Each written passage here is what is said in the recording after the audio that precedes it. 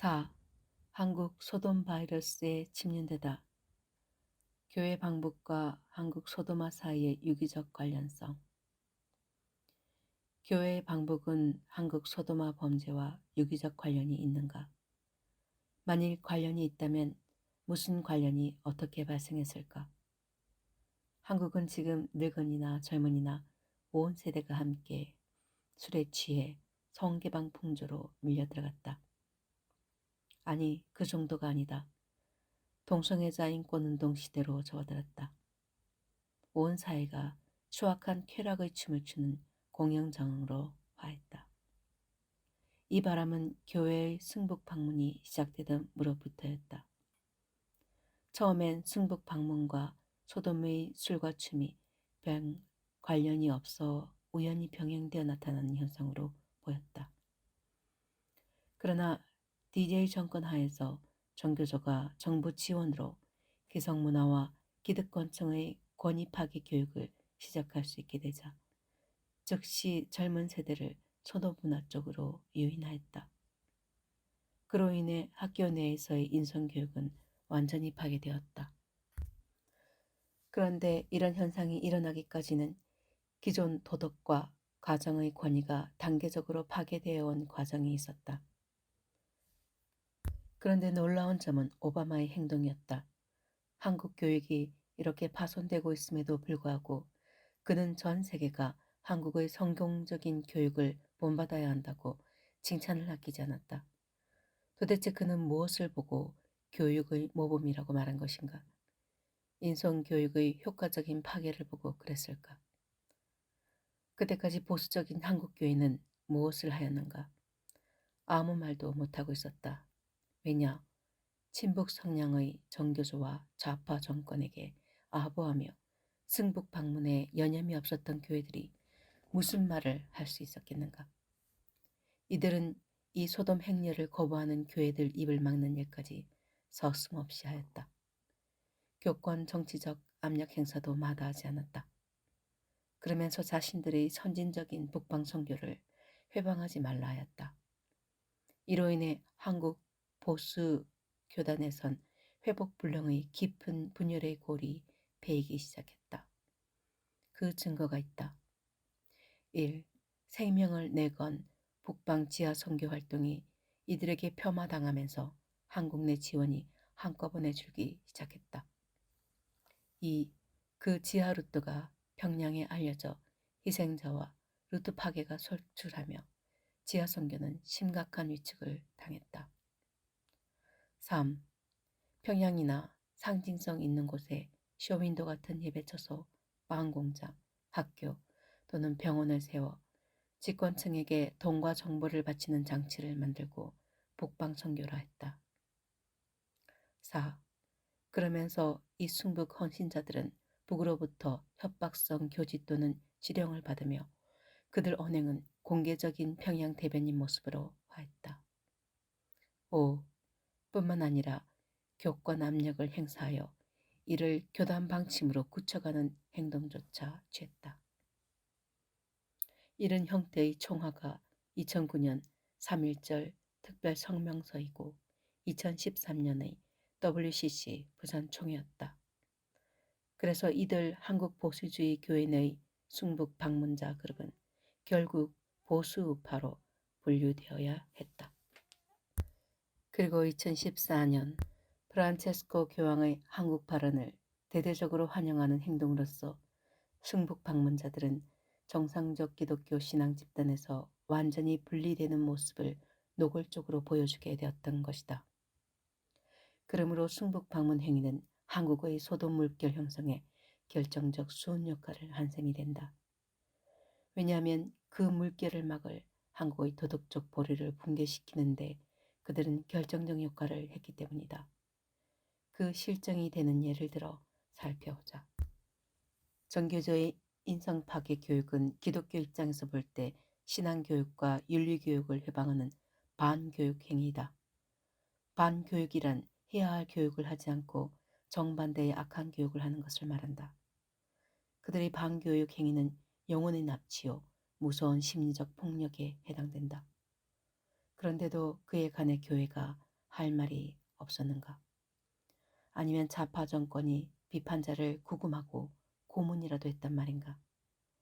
그것도 아니라면 북으로부터의 압력 때문이었는가? 그렇다 해도 인성교육 파괴 집단인 정교조를 상대로 적극적으로 대결했어야 한다. 왜냐? 그들은 우리 아이들 영혼의 납치범들이기 때문이다. 하물며 좌파 정권은 교회를 구금, 고문 같은 짓을 하지 않았다. 다만 승복자들 같이 이미 덜비가 잡힌 이들에게 엄해성 협박은 있을 수 있었다. 그렇다 해도 그들이 한국 자녀들 영혼의 납치 상황을 진정성 있게 괴로워했다면 침묵할 수 없었다.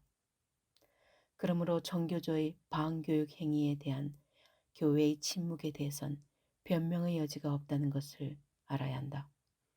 이 문제에 관해서만큼은 그들의 침묵을 합리화할 무기인 종교 분리론 따위도 내세울 수 없는 계제임을 모르지 않을 것이다.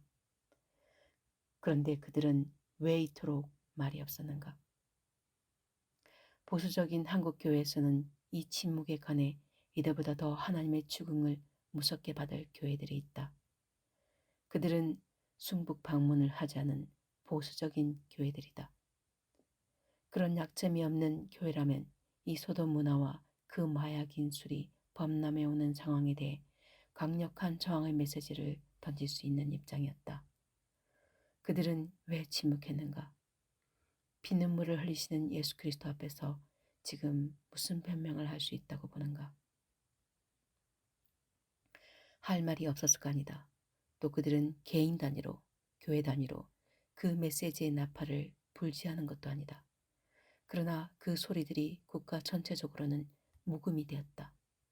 그런 소리마다 다른 이들과 결합되려면 조직적인 방해를 받으며 무시 폄하되곤 했다. 왜 그런 일들이 벌어졌는가? 다른 여러 가지 원인도 있지만 그 가운데 가장 강하고도 조직적, 체계적 장애 요인은 승북 방문자들의 분파주의적 해방이었다. 그들은 의로운 음성이 높아지는 상황 자체가 두려움이었다. 교단 내 의인들의 영향력 확대 자체가 곧 자신들의 죽음으로 느껴졌다. 그래서 그토록 집단적 해방과 교권 정치적 압력이 가해졌다. 이로 인해 한국은 소돔 물결을 막을 수 있는 도덕적 보류를 완전히 상실한 결과를 초래하였다. 어떤 교회들은 종파 이기주의적으로 세속의 타락에 공포감을 지니고 경계의 울타리를 치는 일에만 열심인 경우도 있다. 자기들끼리 따로 도덕적 보수성을 지키며 세상에 대해선 외면하고 문을 닫아건 경건 도피주의로 만족하는 이들이다. 경건의 모양은 있으나 실제로는 의를 책임지는 증언과 행동에서는 도피하는 자들이다. 그 가운데에는 개인적으로는 도덕적인데 사회 정의에 대해선 무책임한 자들이 많다. 과연 그것이 하나님께서 찾으시는 소돔의 의인 10명일까? 오해하지 말아야 한다. 소돔의 타락에 겨우 천사의 손을 잡고 달아났던 롯의 가족은 그 의인 10명에 속하진 않는다. 그 의인 10명은 소돔의 멸망을 뒤로 물리게 할 수 있는 소돔 개혁의 기수들을 의미했다. 한국의 보수교단 교회들은 결국 이 한국의 소돔화 현상에 관심이 결여되어 있었다. 사랑의 실종이었으며 정의에 대한 책임의 유기였다. 그러는 동안 하나님 자녀들의 영혼은 전 국가 단위로 소돔으로 납치당하고 있었다. 이래도 승북 방문 행위가 소돔 물결과 관련이 없다고 할 텐가? 하나님께서 오죽하셨으면 교회를 개사증후군으로 치셨을까? 지금 그래도 아직 한국 사회를 건질 소돔의 의인 10명을 찾고 계신다. 괴사증후군은 그 의인 10명의 응답을 기다리시는 하나님의 신문 방법이시다.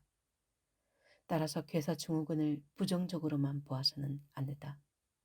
그것은 대반전의 희망을 솟게 할 회개의 기회이기도 하다. 한국 교회는 그것을 명심해야 한다. 한국의 미래세대 유괴범들인 정교조가 이 백성의 미래를 소돔으로 유인한 도구는 포스트 모더니즘 사상, 교사와 학생이 나누는 술판, 그리고 섹스 개방 풍조였다. 그 유혹의 목적은 애초에는 이들을 어리석은 좌파 거수기 정치 집단으로 만드는 일이었다. 그러나 지금은 어린 제자들을 자신들의 야망과 쾌락의 노예로 부리는 쪽으로 그 목적이 확대된 것으로 보인다. 노사모 그룹의 촛불 데모대와 좌파 투표 참여 부대는 그렇게 해서 탄생되었다. 보수적 교회의 눈에는 이 불순한 교사들의 고의적 역사, 문화, 반교육과 모략적 정치 행태가 눈에 띄지 않았는가. 그들과 그 배후의 좌파 정권에 대해 보수 교단이 강력하게 도전하지 못한 원인이 무엇인가? 그 원인의 하나는 순북 방문자들의 압력이 포스트 모더니즘을 긍정할 만한 문화 형태로 신학적 해석을 했기 때문이다. 그들은 교회의 세계화를 위해 수긍해야 한다는 입장이었다. 다른 하나는 이 방북자들에 의해 교회의 도덕적 보수 의지가 약화되고 보수 성향이 해이해졌기 때문이었다. 그리고 또 다른 하나는 교회 내의 경배와 찬양 그룹 중심의 기독교 문화 세속화 현상 침투가 그 원인이 되었다. 그 그룹들은 교회 내 젊은 세대를 휘어잡는 힘을 가지고 섹스 개방 풍조를 교회에 끌어들이는 이들도 나타났다.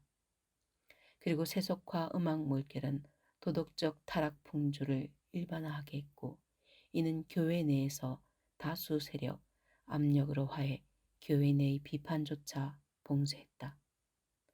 바로 그 무렵부터 한국의 퇴폐 풍조가 본격적으로 문화로 표장되어 TV나 엔터테인먼트 시장을 통해 한국 사회에 깊이 침투했다. 박원순 서울시장 정치가 그런 투명하지 못한 정치와 문화, 교육, 양면의 음모 상황을 상징적으로 보여준다. 누가 어느 날 이것을 부인할 수 있는가? 그리고 이로써 한국의 소돔 물결은 자유주의 신학과 좌파 정치운동 사이의 유기적 관련성 정도가 아니라 정치 종교 간의 마키아벨리즘적 야합, 즉 육착도 드러났다. 그 실상을 반드시 파악하여 이를 척결해야 한다. 이제 여기에서 그 범죄적인 야합의 실상을 실증을 들어 말해보기로 하자.